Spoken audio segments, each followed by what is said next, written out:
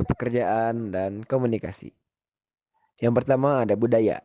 Salah satu budaya dan poin utama untuk pekerja di perusahaan bidang software engineering adalah dapat berkomunikasi dengan baik, di mana semua bagian harus saling bekerja sama dan saling melengkapi.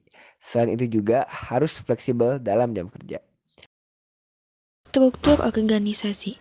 Struktur organisasi pekerjaan di bidang software engineering. Ada yang disebut server house yang tugasnya terbagi-bagi menjadi 1. Project manager, 2. Programmer, 3. Database administrator, 4. UI UX, dan yang terakhir ada push-up developer. Bidang pekerjaan.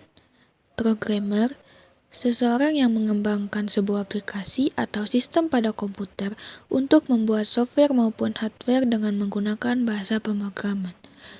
UI UX, seseorang yang bertanggung jawab untuk merancang antarmuka pengguna UI dan pengalaman pengguna UX pada produk atau aplikasi.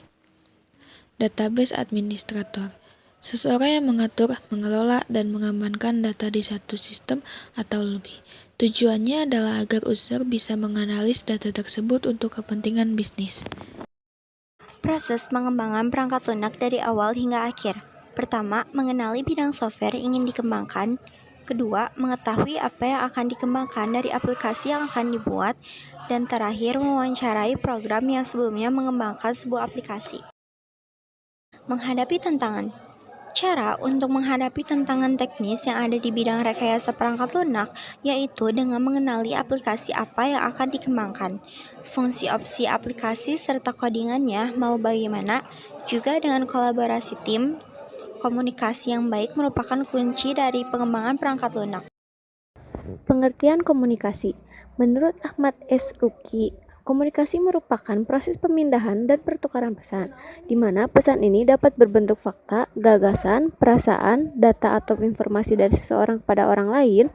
Proses ini dilakukan dengan tujuan untuk mempengaruhi dan atau mengubah informasi yang dimiliki serta tingkah laku orang yang menerima pesan tersebut.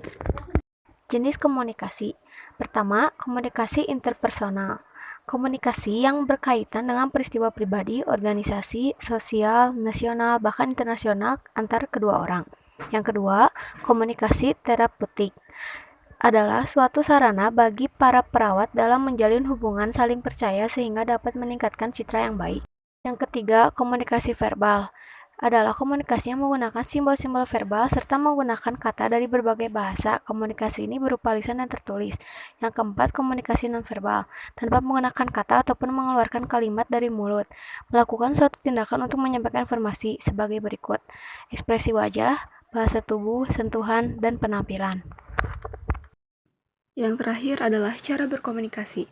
1. Menjadi pendengar yang baik. 2. Pahami gaya komunikasi. 3. Sampaikan pesan dengan jelas. 4. Gunakan bahasa tubuh atau non-verbal. 5. Empati. 6. Tunjukkan sikap ramah dan sopan. 7. Jangan takut bertanya. Dan yang terakhir adalah hindari membahas topik sensitif.